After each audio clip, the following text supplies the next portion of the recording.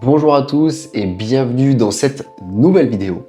Aujourd'hui, je suis impatient parce que je vais vous parler d'un outil extraordinaire qui a changé ma vie et qui a changé ma perception des choses. C'est vraiment l'outil qui m'a fait me rendre compte qu'on n'était pas obligé d'être dans la même direction et que les choses pouvaient changer. Qu'on était vraiment acteur de sa vie et qu'on n'était pas obligé de subir notre éducation, la façon qu'on avait de se comporter, les phobies qu'on avait, etc. Qu'on pouvait vraiment tout changer. Donc cet outil, pour moi, il était révolutionnaire.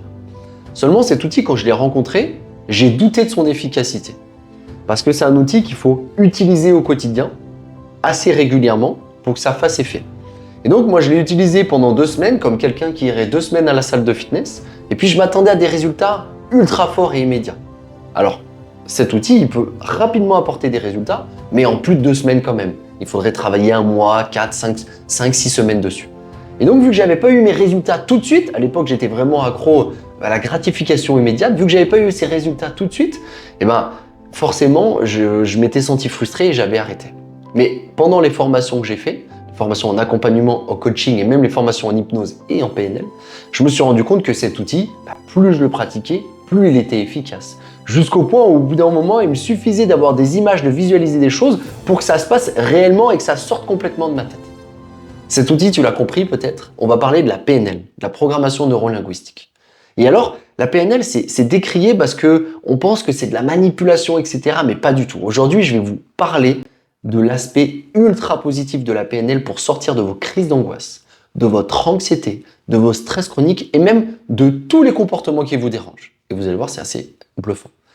Avant qu'on attaque cette vidéo, souvenez-vous, pour ceux qui apprécient le contenu, un petit like pour montrer votre soutien à la chaîne et dire que vous aimez ce contenu et me motiver à en faire plus. Vous pouvez venir en commentaire, il y a de plus en plus de monde dans l'espace commentaire, c'est magnifique, c'est vraiment là pour ça, pour que l'on échange entre nous. Ne restez pas de votre côté de l'écran, venez interagir avec tout le monde, avec la communauté Esprit Conscient.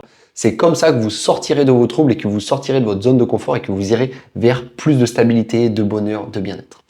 Pour ceux qui veulent aller un peu plus loin, en bas, vous avez mon Instagram dans lequel je partage du contenu quotidiennement autour de tout ça, autour de mes formations, autour des livres, des accompagnements que je fais, toutes les nouvelles choses que je trouve autour de l'angoisse et de l'anxiété pour vous aider et du stress chronique.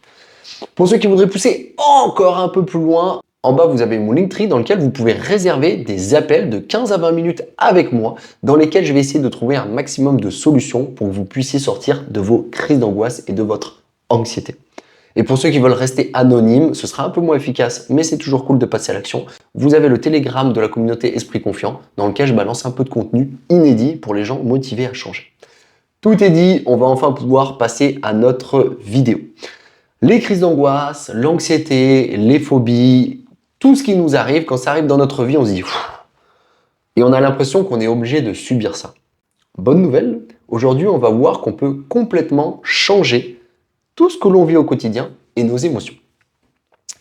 Alors là, je vais parler rapidement du VACOG, même si j'en ai déjà parlé dans une autre vidéo. Il faut que je l'aborde ici. Je vous mets la fiche de cette vidéo juste là. Le VACOG, c'est visuel, auditif, kinesthésique, olfactif, gustatif. Vous reconnaissez peut-être nos 5 sens. Nos 5 sens qui nous permettent d'interpréter ce monde. Souvent, on parle de la carte et du territoire. C'est-à-dire que le territoire, c'est cette pièce. La carte, c'est mon interprétation de cette pièce. Et mon interprétation de cette pièce ne sera pas la même que vous et que la plupart des gens. Si jamais on était 1000 à rentrer dans cette pièce, on aurait 1000 interprétations différentes de la pièce. Et donc, on peut voir qu'on peut vraiment jouer sur nos perceptions. Le VACOG, il va être tourné vers l'extérieur, mais aussi vers l'intérieur. Quand il est tourné vers l'extérieur, c'est-à-dire que je vois les choses, je les entends, je les sens à l'extérieur de moi sur ma peau, je vais les goûter, je vais les sentir. Mais ils peuvent être tournés vers l'intérieur. Et quand on fait des crises d'angoisse et qu'on a beaucoup d'anxiété, souvent on est très tourné vers l'intérieur. C'est-à-dire qu'on se coupe du monde extérieur pour se connecter vraiment à l'intérieur de soi. Alors c'est pas volontaire, ça s'est fait tout seul à cause de ce fameux inconscient qui est venu rendre les choses automatiques. Mais on va voir aujourd'hui comment sortir les choses de l'intérieur vers l'extérieur. En fait, je peux voir quelque chose dehors, mais je peux fermer les yeux et imaginer. Je peux voir quelque chose à l'intérieur de ma tête. Et pour certains même, ils vont être en capacité de mettre beaucoup de détails. Pareil, je peux entendre quelque chose dehors, mais je peux aussi me faire un dialogue interne, entendre des voix, entendre ma voix, la voix de quelqu'un que je connais, etc. D'ailleurs, si je vous demande de fermer les yeux et d'imaginer Retour vers le futur, et d'imaginer le professeur dans Retour vers le futur, bah sûrement vous aurez sa voix qui vient dans sa tête, vous aurez Murty, vous aurez des passages de sa voix. Ou alors si je vous parle de vos dessins animés d'enfance, que vous pensez à votre dessin animé préféré, eh bien il est possible que vous entendiez des voix des personnages. Bref, tout ça, ça se passe à l'intérieur de nous. Et le kinesthésique interne, c'est au lieu d'être sur l'extérieur de soi, des blessures, etc., la sensation du vent, de la pression, et bien on va être connecté à l'intérieur. Nos émotions, nos ressentis, le cœur qui tape, la respiration. Et pour certains, ça peut devenir très oppressant. Donc on va voir aujourd'hui comment changer tout ça.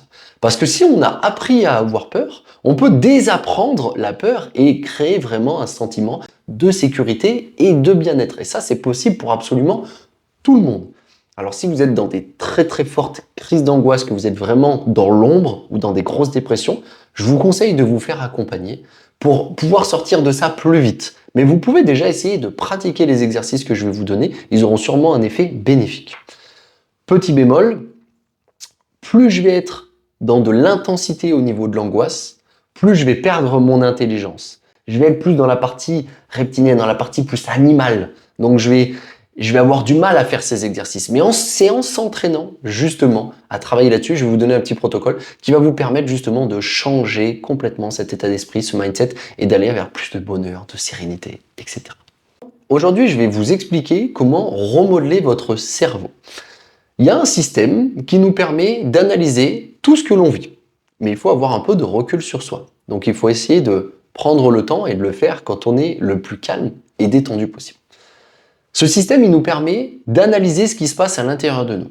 Et à force d'accompagner des personnes autour des crises d'angoisse, de l'anxiété, je me rends compte que chacun a vraiment son système de crise d'angoisse, son système de déclenchement.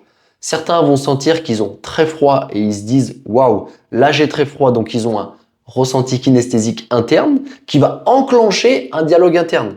Ils vont se dire « Là j'ai froid, donc ça veut dire que je suis sûrement en train de faire une crise d'angoisse » et là ils vont lancer la machine. Et après, peut-être qu'ils vont avoir des images, des sensations, etc. D'autres vont sentir la gorge serrée, exactement le même système va se faire. D'autres dans la poitrine. D'autres des sentiments, plus des émotions, de la peur, etc. Bref, on a souvent un déclenchement qui se fait à l'intérieur de nous. Donc pour sortir des crises d'angoisse, il y a plein de façons. Déjà, une des choses qu'on va pouvoir faire et qu'on va pouvoir s'entraîner à faire au quotidien, c'est sortir de son intériorité. Ça va nous aider à être moins dans les choses, à prendre un peu plus de recul. Par exemple, quelqu'un qu'on dit souvent dans la lune, c'est juste qu'il est connecté sur son monde intérieur et peu sur le monde extérieur. Donc il va pouvoir se faire un entraînement pour se connecter un peu plus au monde extérieur. Par exemple, je pourrais me dire, aujourd'hui, pendant 10 minutes, je vais essayer de voir un maximum de nuances de couleurs à l'extérieur de moi. Je vais sortir dans la rue et je vais me concentrer sur les couleurs. Le vert, le bleu du ciel, les nuances. Et je vais essayer de trouver un maximum de couleurs. Et pendant ces 10 minutes-là, je vais vraiment être en train de remodeler mon cerveau pour lui apprendre à se connecter sur du visuel. Et vous allez voir que si vous faites cet exercice pendant 10 minutes, vous n'allez pas penser à autre chose. Peut-être que vous allez avoir des petits moments de rumination, mais très rapidement, vous allez revenir sur l'exercice. Tout ça, ça va vous entraîner vraiment à sortir de votre intériorité. Cette intériorité qui vous fait souffrir et sur laquelle vous êtes trop connecté. Et du coup, donc, vous avez perdu le contrôle. Ça peut être aussi se connecter sur des sons ou sur une musique ou se connecter sur des sensations extérieures. Prendre, je ne sais pas, quelque chose dans la main, une balle de massage, et puis toucher, essayer vraiment de ressentir les zones au niveau de mon pouce, de mon doigt, de ma main. Vraiment essayer de me connecter vraiment à ce sens-là. En faisant ça, vous allez aller un peu dans ce qu'on appelle la pleine conscience, et c'est-à-dire que vous allez être vraiment dans l'instant. Vous allez être connecté au monde extérieur. Et ça va vous permettre de faire descendre déjà la pression. Vous pouvez vous entraîner comme ça pendant 4, 5, 6 semaines et vous allez voir que très rapidement, ça va induire un changement dans vos comportements.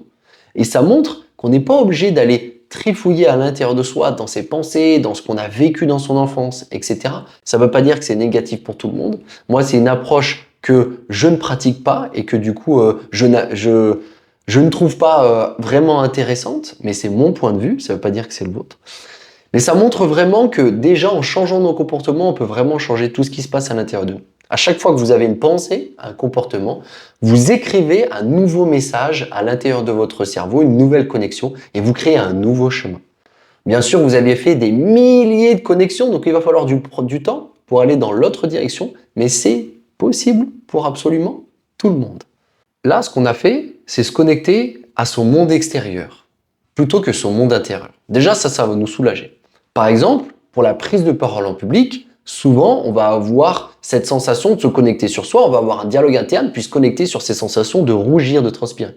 Mais vous pouvez faire un exercice. À chaque fois que vous prenez la parole, que ce soit avec 1, 5 ou 10 personnes, vous vous connectez vraiment aux personnes en face de vous et vous vous connectez vraiment à leurs yeux. Vous essayez vraiment de vous connecter sur la personne, de comprendre ce qu'elle veut vous dire, de vraiment comprendre les mots qu'elle dit, aller en profondeur et vous allez voir que vous allez complètement sortir de votre état interne et ça va complètement vous rassurer et en plus ça va créer des échanges d'une profondeur que vous n'avez jamais vécu, donc des échanges magnifiques.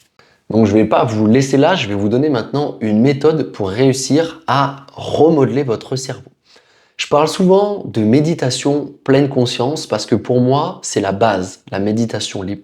La méditation libre, elle va vous apprendre à gérer votre attention et à mettre votre attention sur ce que vous choisissez, votre respiration, ce qui se passe, et puis elle va vous permettre de vivre les choses sans jugement. Donc c'est une magnifique base. L'étape d'après, ça va être pendant ces séances de méditation, pourquoi pas visualiser des scènes. Des scènes qui ont peut-être été difficiles pour vous ou commencer par des scènes faciles. Et vous allez pouvoir expérimenter ces scènes à travers vos 5 sens. Imaginons que j'ai du mal à prendre la voiture. Eh bien, je vais imaginer que je rentre dans ma voiture. Et puis déjà, quand je suis dans ma voiture, je vais imaginer ce que je vois. Et vraiment, je vais essayer de chercher une dizaine d'éléments autour de ce que je vois. Je vois le boîtier de vitesse, je vois à travers le pare-brise, je peux voir des taches, etc.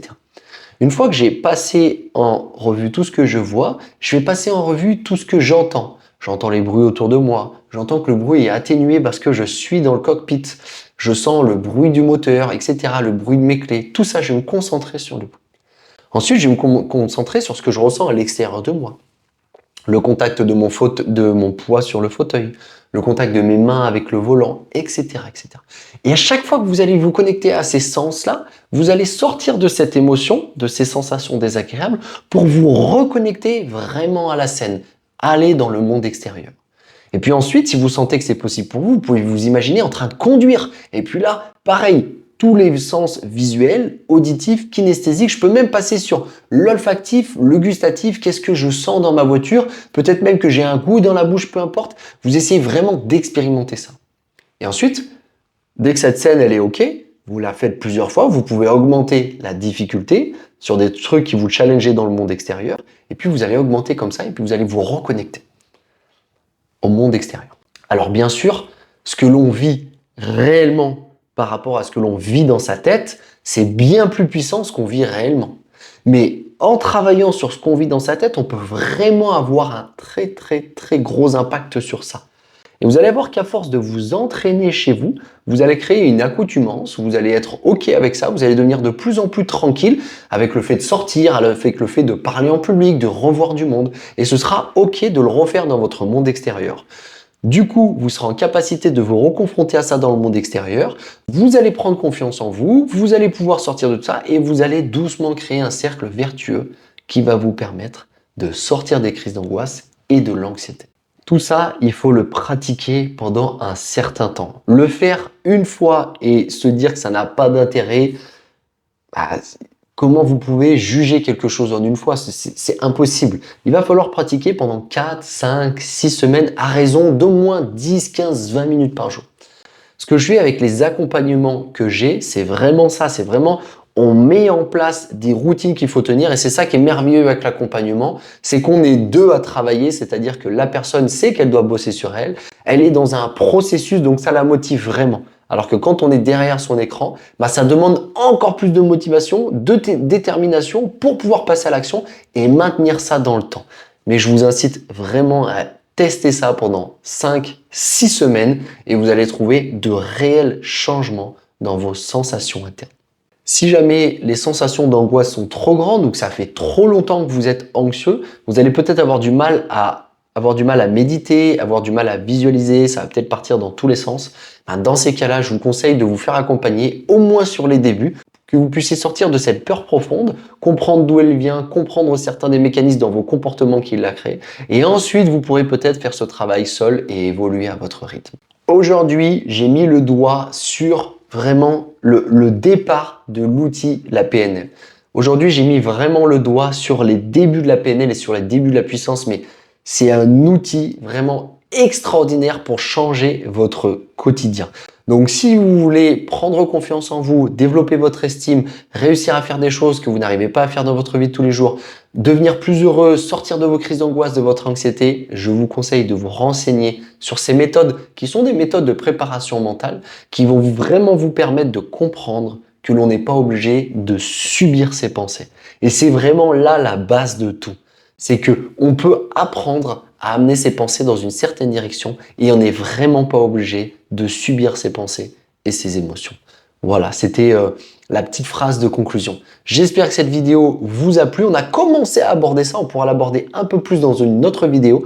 Dans la prochaine vidéo, on va parler de la méditation de pleine conscience, comment réussir à la mettre en place, comment la mettre en application, comment faire pour que ce soit efficace pour vous. Si vous voulez rentrer en contact avec moi, rappelez-vous, soit Instagram, vous venez me parler en DM, soit les réservations d'appels téléphoniques pour que je puisse vous apporter un maximum de solutions pour comprendre vos crises d'angoisse et réussir à en sortir sans trop souffrir parce qu'on n'est pas là pour souffrir. Ok ? Amis anxieuses, amis anxieux, je vous souhaite bon courage dans votre démarche. Bravo à vous de regarder ces vidéos et d'être ici. Ça veut dire que vous êtes dans une position d'acteur seulement. Ne regardez pas seulement ces vidéos pour vous soulager, passez à l'action. À très vite.